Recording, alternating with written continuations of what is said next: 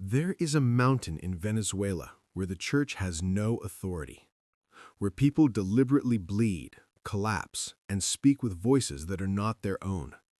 This is not legend. This is not folklore. This is happening right now. To understand why thousands climb this mountain every year, you need to see what happens when Maria Lionza's name is called. Deep within a mist-shrouded mountain, where the forest drowns out sound and time seems to slow down, people enter barefoot, carrying candles, bottles of rum, lit cigarettes, and requests they wouldn't dare voice anywhere else. Some arrive walking in absolute silence, others arrive crying, some arrive already trembling, as if something were waiting for them even before they took their first step. There, nobody asks if that's religion. No one asks the church for permission. Nobody talks about metaphor. Because on that mountain in Venezuela, there is a living cult where bodies fall, voices change, wounds are deliberately opened, and the line between faith and possession ceases to be a line. It becomes an abyss. Men and women enter a trance in the presence of fire. The punctures go through the skin without anesthesia. Blood spills onto the earth as payment. And when someone falls to the ground, the others aren't scared. They move away, because they know that person is no longer there. The name invoked is not that of a recognized saint.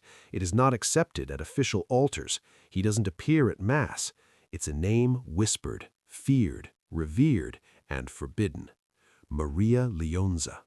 For some, an ancestral goddess. For others, a powerful spirit. For the church, a dangerous deviation. For those who climb that mountain, it's their last hope. For decades, perhaps centuries, the cult has grown on the fringes of institutions, ignoring prohibitions, weathering political crises, famine, social collapses, and religious repression. And the deeper the country sinks into chaos, the more people climb the mountain.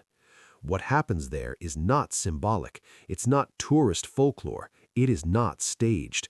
It is a complete spiritual system with invisible hierarchies, named entities, its own rules, and real consequences.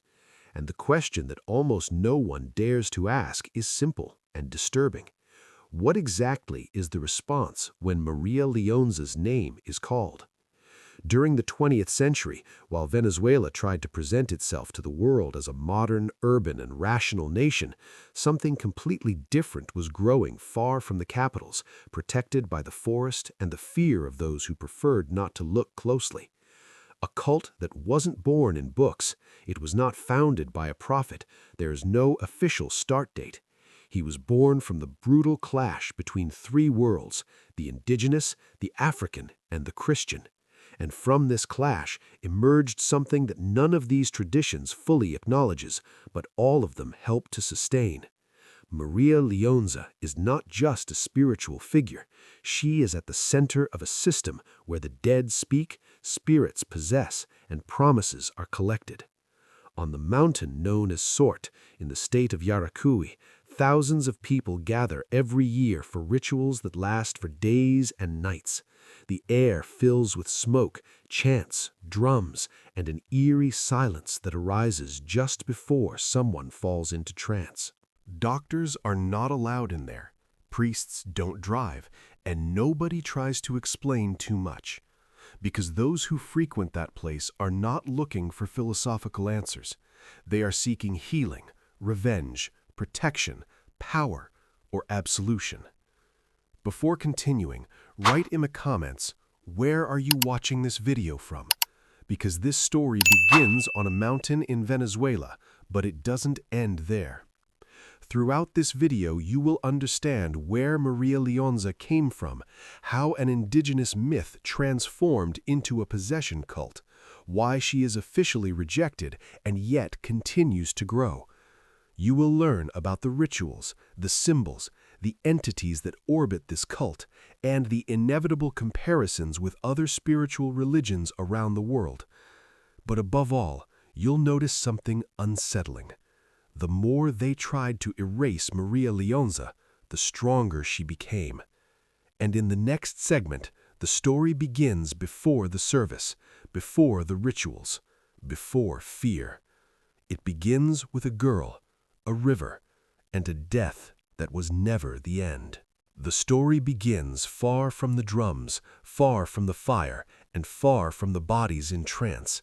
It begins in a time when that mountain did not yet have a sacred name, when the forest was denser, the rivers cleaner, and fear did not come from spirits, it came from nature.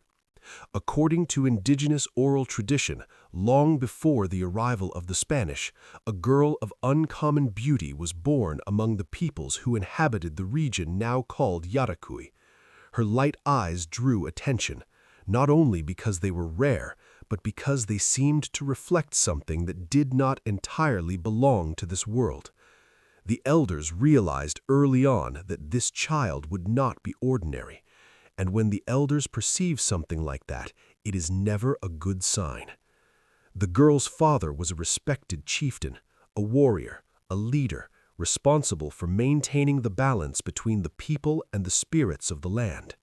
When the shamans warned him that his daughter was marked by an ancient force, he listened in silence. They said the river desired her, that there was something there, in the deep waters, watching the child since birth, something that could not be confronted with spears nor driven away with simple rituals.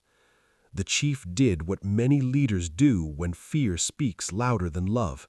He tried to control destiny.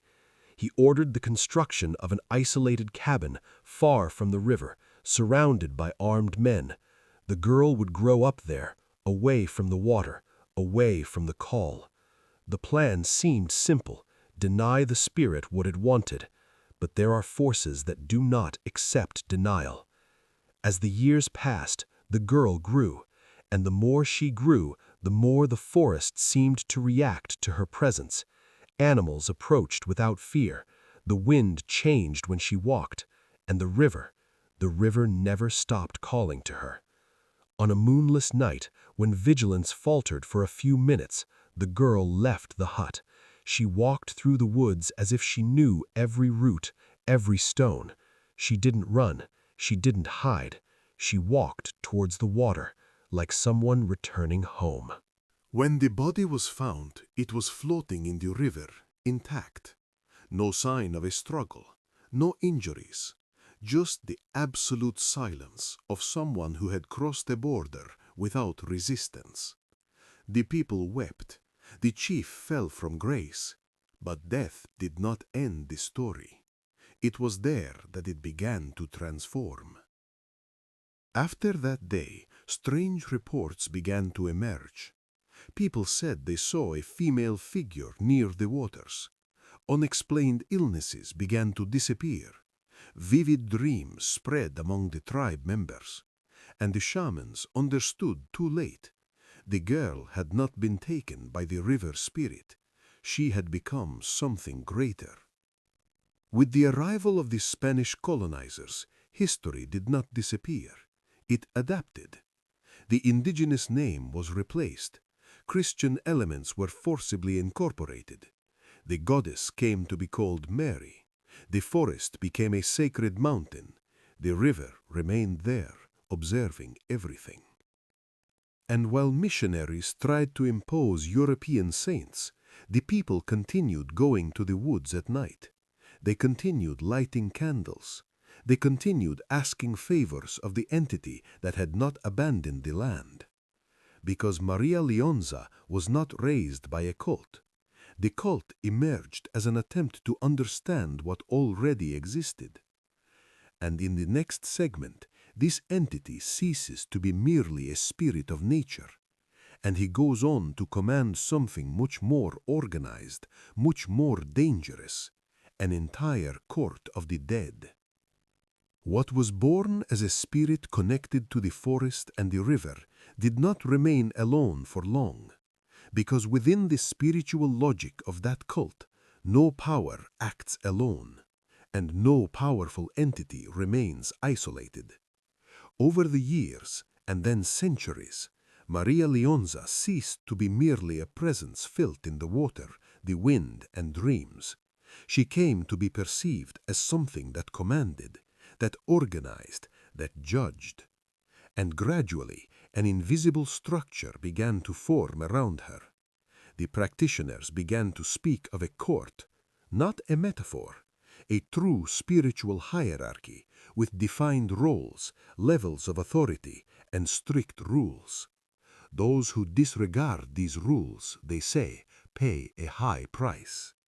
At the top is Maria Lionza, not as a saint, not as a merciful mother, but as a queen, the one that allows or denies, the one that authorizes the incorporation, the one that decides who can cross and who must remain on the other side. Below her, figures emerge that to an outside observer appear contradictory. Indigenous warrior spirits, African entities brought by force through slavery, soldiers, doctors, criminals, healers, bandits killed in recent clashes. They're all dead, all active. This is one of the most uncomfortable parts of the cult. Here, death serves no purpose. It merely changes its role.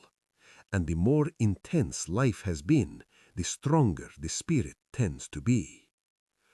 Among these entities, some have become central. One of the best known is the figure of Negro Felipe, a spirit associated with the pain of slavery, resistance, and contained fury. Another is Chief Guaycaipuro, a symbol of the indigenous struggle against the colonizers. And there are also figures that cause discomfort even among the devotees themselves, spirits of violent criminals summoned for protection, revenge, or justice. None of this is hidden. Nothing is softened. Those who seek out Maria Lionza know exactly the kind of force they are dealing with. During rituals, when someone enters a trance, it is not said that the person is embodying something symbolic. Rumor has it someone arrived. The posture changes, the voice changes, the perspective changes. Some people start drinking alcohol without experiencing any side effects. Others smoke compulsively, saying that this addiction doesn't belong in the body they occupy. There are documented cases in which the person, after the trance, remembers nothing, not even their own name. And here's a detail that sets this cult apart from many other spiritual practices. Nobody knows exactly who will answer. The medium can request a specific entity, but the final approval is not his, it's hers, Maria Lionza. If something goes wrong, if the body can't handle it, if the entity refuses to leave, or if the ritual is performed outside the rules, the price is not symbolic, it's physical, it's psychological, sometimes permanent. Therefore, many initiates claim that the greatest danger lies not in entering a trance, but without drawing too much attention, because once you've been seen by the court, you're never completely ignored again. And in the next segment, you'll understand why this cult has come to be officially feared, and why, at a certain point, was it labeled a threat, a deviation, and a heresy. When the cult began to grow, it didn't immediately attract attention. Spiritual practices outside the church have always existed in Latin America: blessings, parallel prayers, popular devotions. None of this was new. The problem is that Maria Lionza didn't fit into any of those categories. She didn't ask for permission. She refused to be pigeonholed, and most importantly, it did not recognize external authority. As the number of followers increased, reports began to circulate more frequently. People abandoning medical treatments after spiritual cures. Individuals making radical decisions based on guidance received in a trance. Promises fulfilled with blood, pain, and physical sacrifice. None of this went unnoticed. The Catholic Church initially tried to act with discreet warnings, vague sermons, texts condemning deviant practices, but the more they spoke against it, the more the cult grew. Because for those who already felt ignored by institutions, the conviction was just further proof that that path did not belong to them. Then came more direct attempts, official classifications calling the cult a dangerous superstition, informal bans, political pressure. But the mountain didn't close. The rituals did not cease, and the practitioners did not back down. The mistake was underestimating something fundamental. The worship of Maria Lionza does not depend on visible temples. It happens in the body, in the forest, in the silence between one drum and another. Even as repression intensified, the meetings continued at night, on variable dates, in improvised locations. The more difficult things got, the more closed and intense the group became. And this produced another side effect. The cult began to attract not only those seeking healing, but also those seeking power. People willing to push boundaries, paying higher prices, using rituals for purposes that would never be accepted in public. It is at this point that the narrative begins to darken completely. Because when a spirituality does not recognize moral boundaries imposed from the outside, it becomes extremely malleable. And it all depends on who is conducting the ritual and who is responding on the other end. There are reports of initiations involving deliberate pain, deep piercings performed without anesthesia, physical tests aimed not at purification but at submission. The body needs to prove that it can take it, that which supports the presence. Those who fail are not welcomed, they are pushed away, because a weak body, they say, attracts the wrong entities. And then an uncomfortable silence follows, because not everyone who is injured speaks up. Not everyone who goes insane is officially associated with the cult. Not everyone who disappears leaves behind a clear explanation. What is known is that from that point on, Maria Lionza ceases to be merely a cultural phenomenon. It comes to be seen as something that operates outside of social control. And that's something no institution tolerates for very long. In the next segment, you will enter the mountain during a royal ritual. Feel the atmosphere, listen to the sounds, and to understand why, after witnessing that, no one comes out the same. The ascent begins before dawn. There are no signs, no lighting, just a bumpy trail, damp mud, and the constant sound of the forest breathing all around. Crickets, insects, leaves rustling without any apparent wind. The kind of silence that isn't the absence of sound, it's vigilance. People climb in small groups, some in complete silence, others murmuring prayers that don't belong in any Bible. Candles are protected with hands, as if fire were too fragile for that place. The smell of cheap alcohol already accompanies many even before they reach the top. When the clearing finally opens, the air changes. It's noticeable. It's not psychological. There are bonfires lit in strategic locations. Objects are scattered on the ground.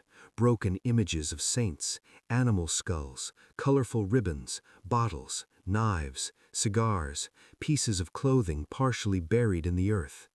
Nothing there seems decorative. Everything has a function. The drums begin without warning, a repetitive, insistent rhythm that neither speeds up nor slows down. It simply continues. The body begins to respond before the mind. The chest follows. The breathing adjusts. Some people close their eyes. Others fix their gaze on the fire as if expecting something to emerge from it. Those who fall into a trance first are not announced. They simply fall. The body stiffens, then it relaxes too much. When they get up, they no longer walk the same way. Their gaze loses focus. When their voice is spoken, it doesn't ask permission. It is at this point that the more experienced ones step back a little, not out of respect, out of caution, because nobody knows who entered. A woman begins to laugh in a dry, repetitive way. A man beats his own chest with abnormal force, showing no sign of pain. Another crawls to the bonfire and runs his hands close to the flames, as if testing something invisible. The people around don't interrupt, they observe. They are waiting for signs. When an entity identifies itself through its manner of speaking, its gestures, the vices it manifests, the requests begin. Healing, protection, money, revenge. Nothing is asked for in a humble tone. Here we negotiate. Some organizations require immediate payment, blood, pain, promises that cannot be broken later. It's common to see piercings being done right there, tongues, arms, backs. Objects slowly pierce the skin. The body doesn't react as it should. There are no screams. There is no help. What is most striking is not the violence, it's the normal way everything happens. And then, at a certain point in the night, something changes. The drums stop for a few seconds. The wind cuts across the clearing suddenly. And everyone knows, without anyone saying anything, she was called. There is no direct embodiment of Maria Lionza. That's rare. Almost no one claims to support it. But the presence is felt. The atmosphere is heavy. Some kneel, others look away. Some people cry without knowing why. It is at this moment that many regret having gone up, because they understand that they are not dealing with a cultural symbol, but from a force that doesn't care about explanations. And when the ritual ends, no one goes down together. People gradually disperse, in silence, like survivors of something that will not be discussed outside of there. In the next segment, you'll understand why this cult spread precisely during times of crisis, and because the worse things got in Venezuela, the stronger Maria Lionza became. The growth of a cult doesn't happen in times of stability. It accelerates when everything else fails. Whenever Venezuela collapses, economically, politically, or socially, the mountain fills up. This is no coincidence. It's standard. When hospitals cease to function, when medicines disappear, when money loses value and the future becomes too abstract an idea to trust, people seek that which still seems to provide answers. And Maria Lionza replies. Not with vague promises, but through direct experience. During the country's major crises, stories abound. Queues stretching for days to climb the mountain, improvised rituals in the outskirts of cities, small altars set up inside houses without electricity.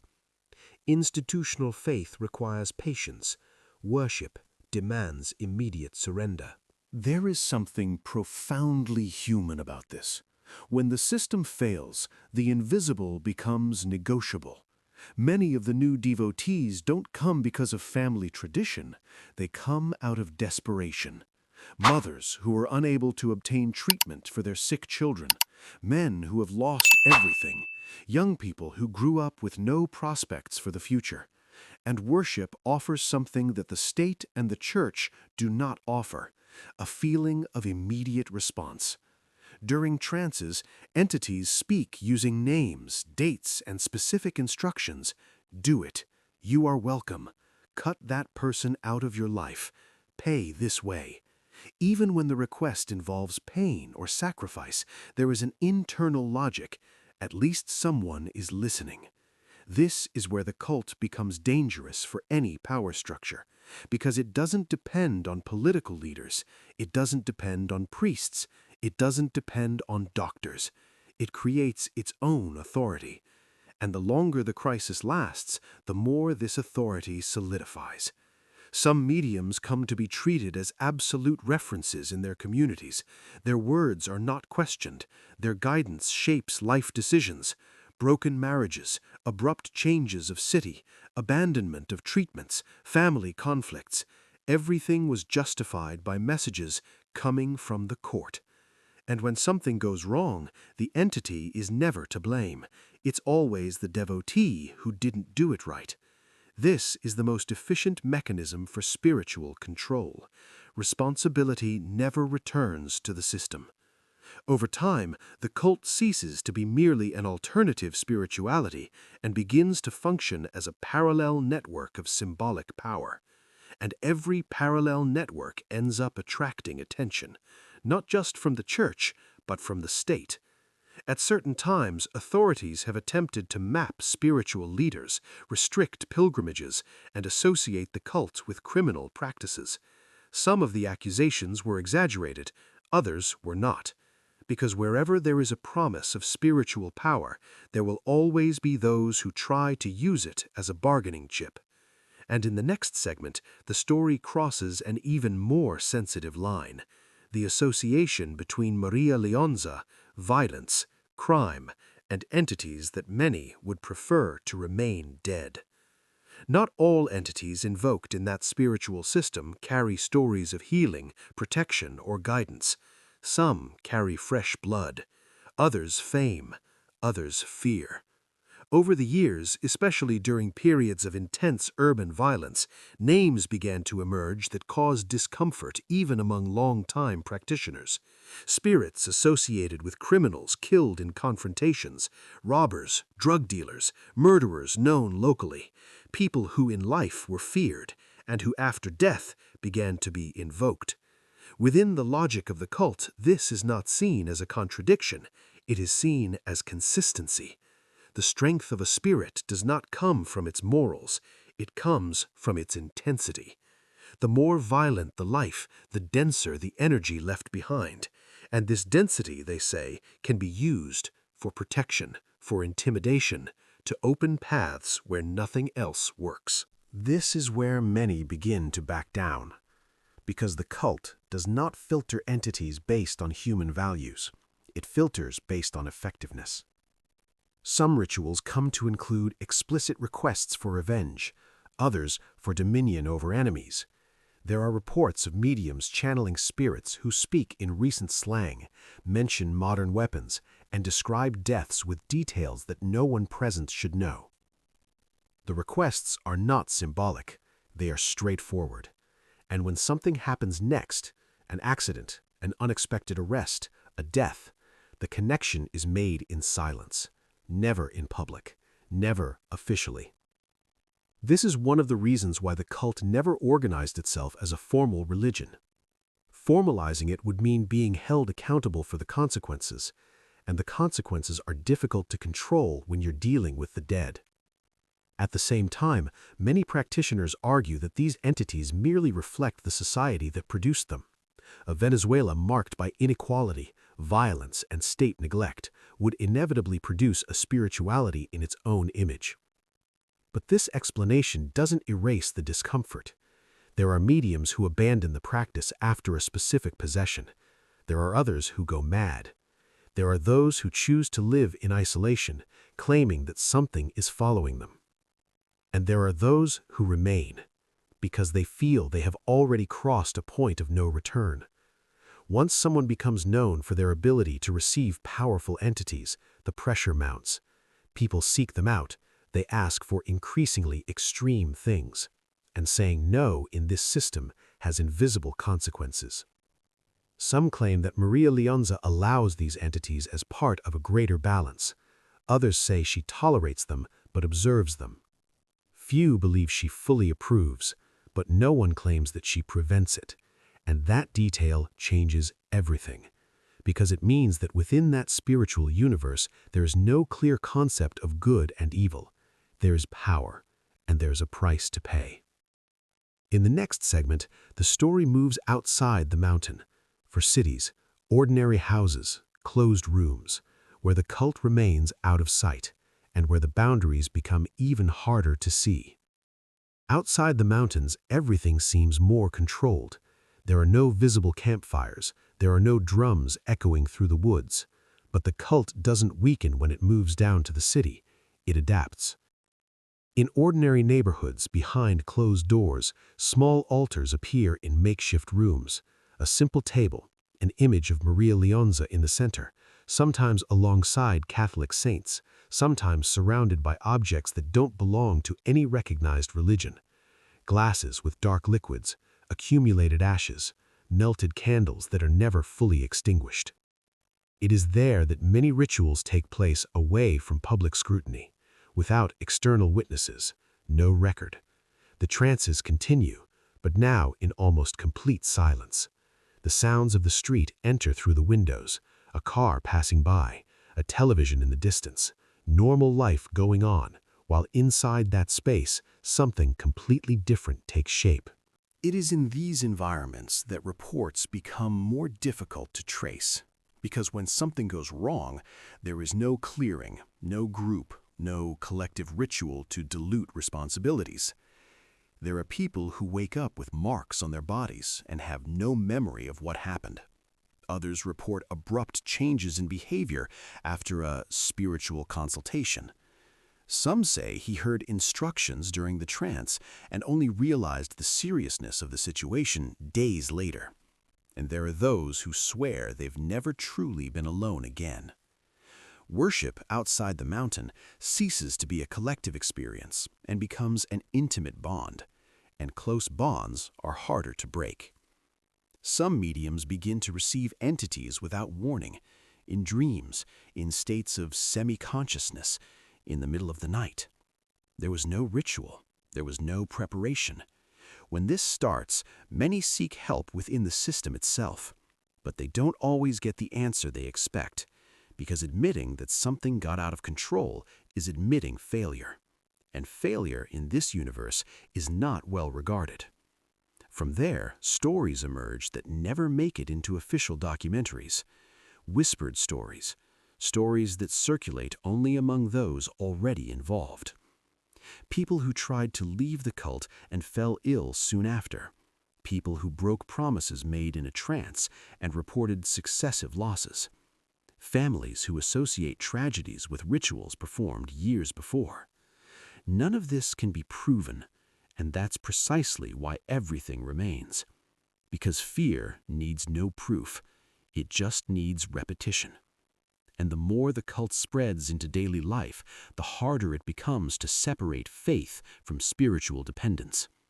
The person no longer climbs the mountain, but the mountain comes to exist within her. In the next segment, the story crosses borders. Maria Lionza is no longer just Venezuelan, and it begins to resonate in other countries, in other cultures, in other spiritual systems. When people migrate, they don't just take suitcases with them. They carry symbols, fears, broken promises, and entities that recognize no borders. With the growth of the Venezuelan diaspora, the cult of Maria Lionza began to appear outside the country. First, discreetly, an improvised altar in a borrowed house, a small ritual performed in silence. Later, with more confidence, it began to blend with spiritual practices already existing in other places. In Brazil, some recognize immediate similarities with Umbanda. In Cuba, with Santeria. In the Caribbean, with local forms of spiritualism.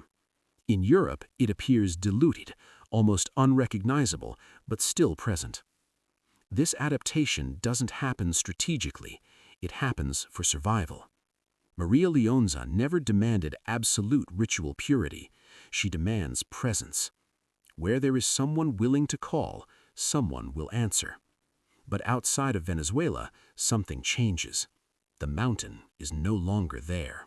Without the symbolic space that concentrates the cult, the practices become fragmented. Each medium creates their own form. Each group establishes its own rules. And this creates something dangerous. Free interpretation of spiritual authority.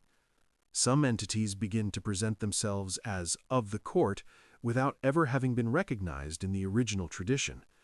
Others emerge with new names, blending local references, recent traumas, and universal archetypes. The system, previously closed and territorial, becomes porous, and anything that is porous can leak. There are reports of conflicts between groups in different countries, each claiming to follow the true Maria Lionza. There are silent disputes over spiritual legitimacy, and there's something even more unsettling. People who have never had contact with the original tradition claim to receive the entity. This raises a question that no one answers aloud. Maria Lionza is a specific entity, or an archetype that manifests itself wherever it finds space. If it's the first option, then we're talking about a force that crosses oceans without depending on physical territory. If it's the second one, then the cult might just be a gateway, and we don't know exactly to what.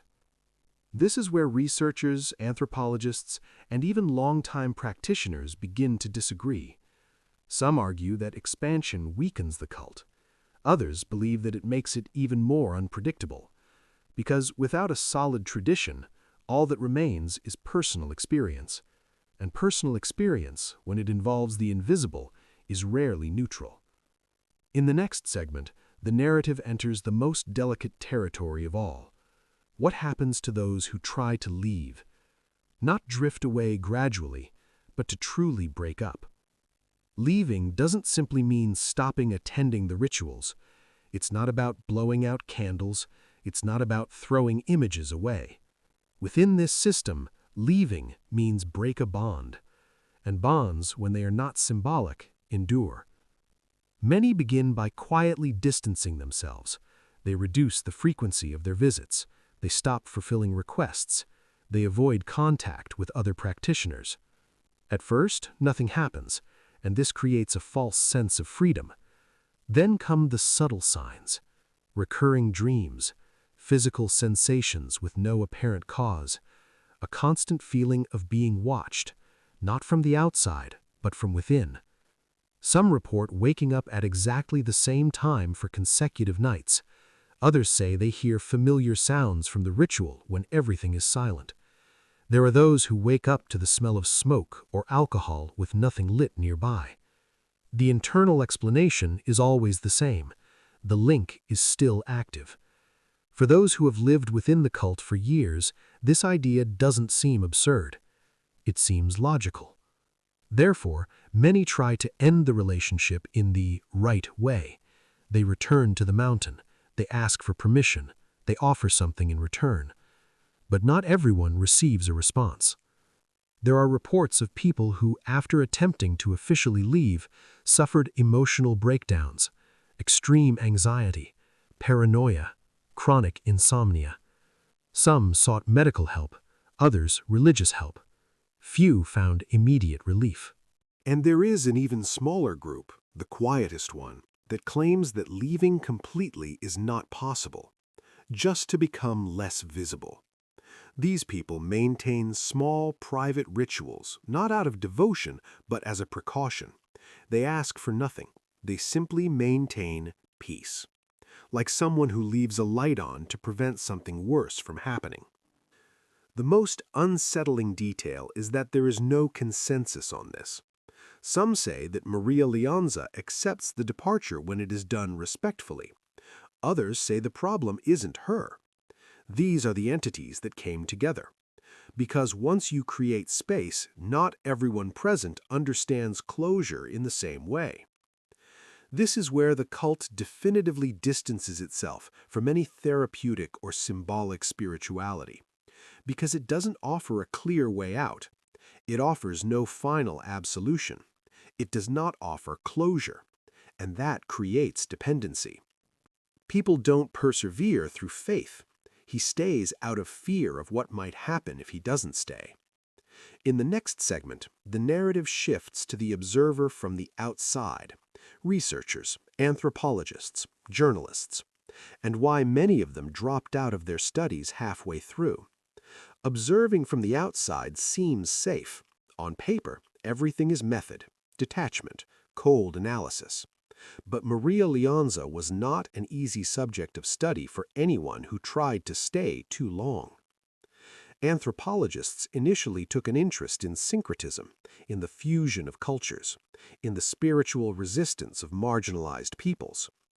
Initially, the reports are technical, neutral language, academic terms. Then, something changes in tone.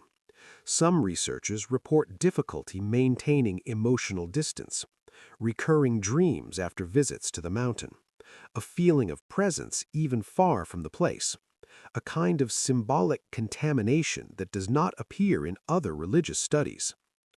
Journalists who attempted to document deeper rituals faced immediate rejection, cameras off, recorders prohibited. In some cases, veiled threats. There are no direct threats, warnings. You don't know what you're calling. Not everything likes to be observed. Some things only work in the dark. There are records of researchers abandoning projects without public explanation, theses interrupted, articles never published. When questioned, many simply say that the emotional cost was too high. And then there are those who say nothing. Among older scholars, there is an unspoken consensus. Maria Lionza does not react well to attempts of excessive dissection, not because she is aggressive, but because worship cannot be sustained when reduced to a mere concept. It demands involvement, and involvement comes at a price. Some have tried to compare Maria Lionza to other female figures in world syncretism, mother deities, archetypes of nature, spiritual queens. Comparison works up to a point, because few traditions maintain a cult that is so alive, so physical, and so indifferent to external validation. There is no conversion effort required. There are no fixed sacred texts. There is no official doctrine. This makes the phenomenon difficult to control and impossible to stop. Not even those who believe. Not even those who try to explain. To an outside observer, many experiences associated with Maria Lionza could be framed as collective suggestion, altered states of consciousness induced by rhythm, sleep deprivation, alcohol, and emotional expectation. The script seems familiar. The environment is favorable. The mind responds. But this explanation begins to fail when the accounts are repeated between people who have never met. Same symbols, same phrases, same warnings. Some mediums describe entities with identical details without having had prior contact with each other. Others report personal information about strangers during the trance, names, losses, recent events that could not have been deduced there. This is where even the most skeptical tone down their rhetoric, because coincidence starts to become statistically inconvenient. At the same time, there are clear cases of psychological breakdown, people who enter a trance without preparation, who interpret any sensation as a spiritual sign, who begin to reorganize their entire lives based on internal messages that no one else confirms.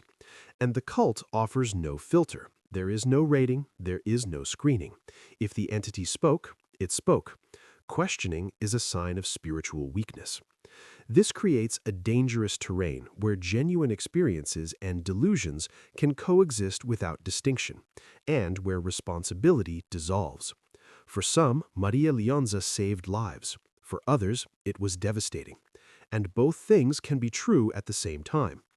Perhaps the biggest mistake is trying to classify the cult as good or bad. It does not operate in those categories. It operates at high intensity. The more vulnerable someone is, the more intense the experience tends to be. And vulnerability doesn't choose a context.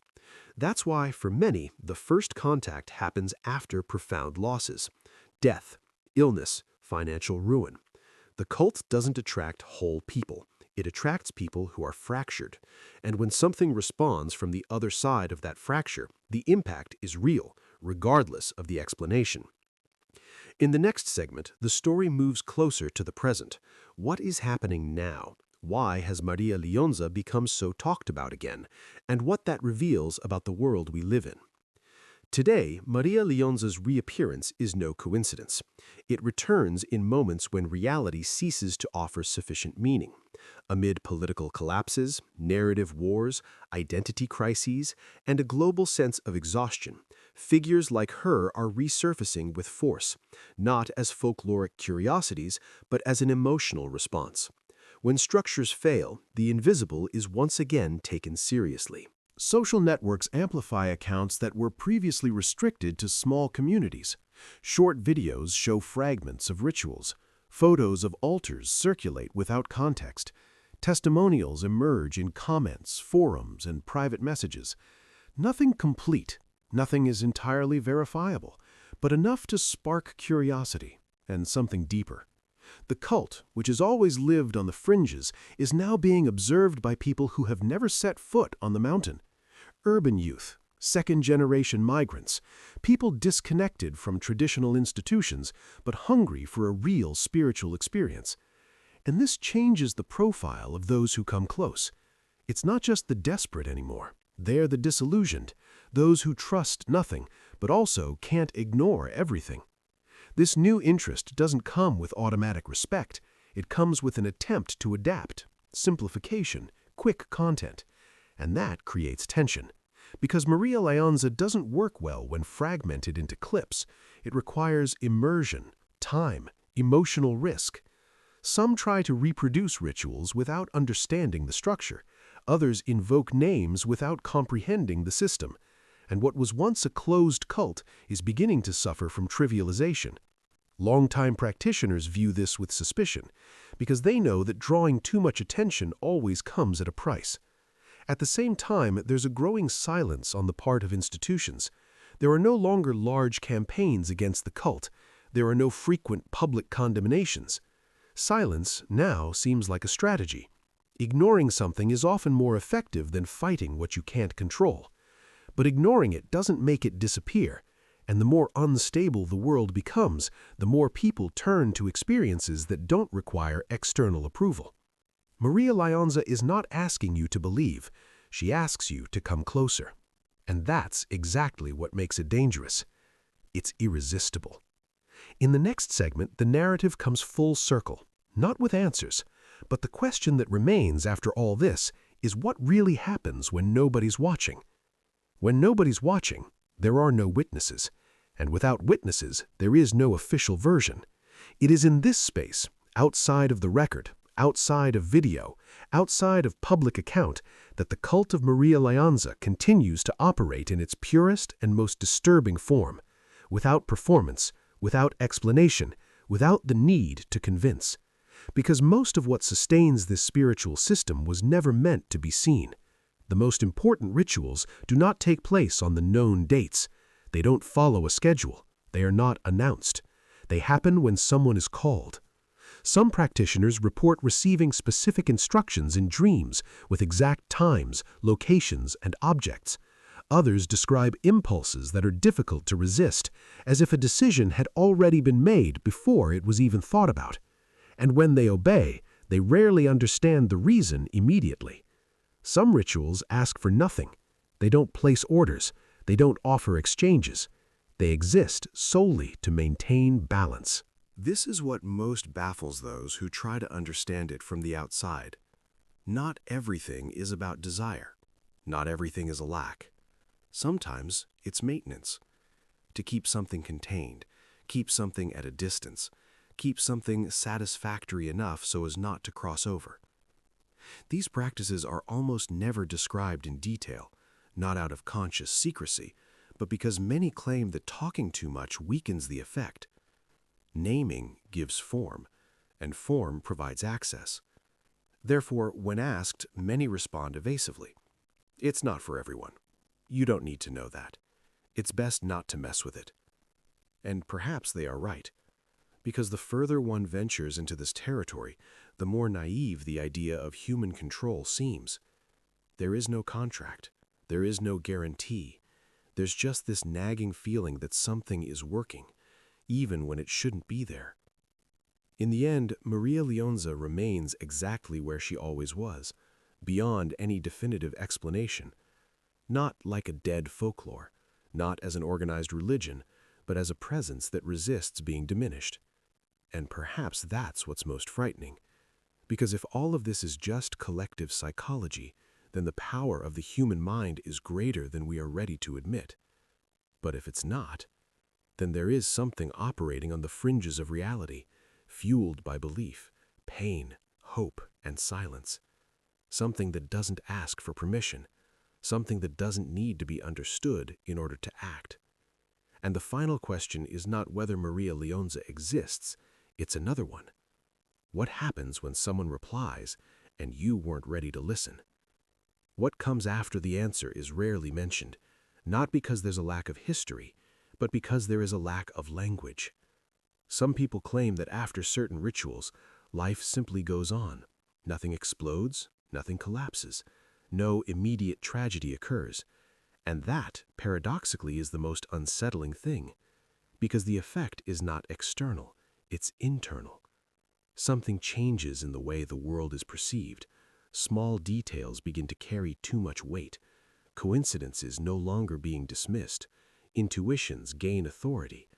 And the line between personal decision-making and unseen influence begins to blur. Some describe a constant feeling of alignment, as if they were exactly where they should be, even when everything seems to go wrong. Others report the opposite, a permanent restlessness, as if every wrong choice could activate something dormant. It is at this stage that worship ceases to be an event and becomes a lens. The person no longer practices, she interprets. Everything takes on potential significance, a delay, a strange dream, a chance encounter. And when everything means something, nothing is neutral. This state is not necessarily suffering. For some, it is the first time that life seems to make sense. For others, it is the beginning of profound weariness, because living in a state of constant spiritual awareness takes energy, and the service doesn't teach you how to switch off. Some former practitioners say that the biggest challenge wasn't abandoning rituals, it was about relearning how to live without acting, without looking for signs, without fearing unseen punishments, without waiting for authorization to act. And that can take years. The most disturbing detail is that many, even after leaving, claim that something still works. Old requests that are fulfilled too late, warnings that only make sense later, sensations that return during critical moments. Nothing spectacular, nothing that can be filmed, just enough to prevent complete oblivion. Perhaps that is Maria Lionza's true power. Don't put him in a trance. Not the mountain, not the entities, but the ability to infiltrate how someone understands cause and effect. And once this logic takes hold, it doesn't disappear easily. In the next segment, the final one, there are no new revelations. There is only closure as an option. Because some stories never end. They simply stop being counted. There is no ritual closing. There is no final sentence that can turn everything off. The story of Maria Lionza doesn't end because it was never built to end. It has no deceased founder, no sealed deed, no fixed dogma that allows one to say, it ends here. It remains exactly as it began, out of control. For some, this is liberating. For others, deeply disturbing. Throughout the centuries, this figure has traversed cultures, political regimes, attempts at repression, economic crises, and profound social transformations. It has changed its name, its symbols, its language, but it has never lost its main function, to offer answers where the world fails to provide them. Maria Lionza does not promise salvation. It does not promise peace. It promises no redemption. It promises to be there. And presence is too powerful to be ignored when everything else seems distant. Perhaps that's why it's called forbidden, not because there is a clear law against it, but because it escapes what can be regulated, explained, or neutralized.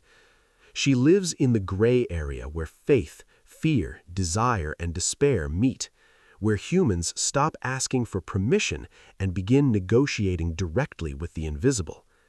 In the end, each person who climbs the mountain, whether silently setting up an altar or merely thinking of calling, makes the same choice, consciously or not, trading security for experience. And this exchange never comes without a cost. If all of this is merely a cultural construct, then it reveals something profound about human fragility in the face of chaos. But if it's not, so Maria Lionza is not just a cult. It's an unsettling reminder that not everything that works needs to be understood, and some answers appear precisely when we are least prepared for them. Perhaps the most honest thing to do is admit no one knows for sure what to say when her name is called, and perhaps that's why, even today, so many people continue to call. This was another episode of Sacred Roots. If you've made it this far, leave a comment.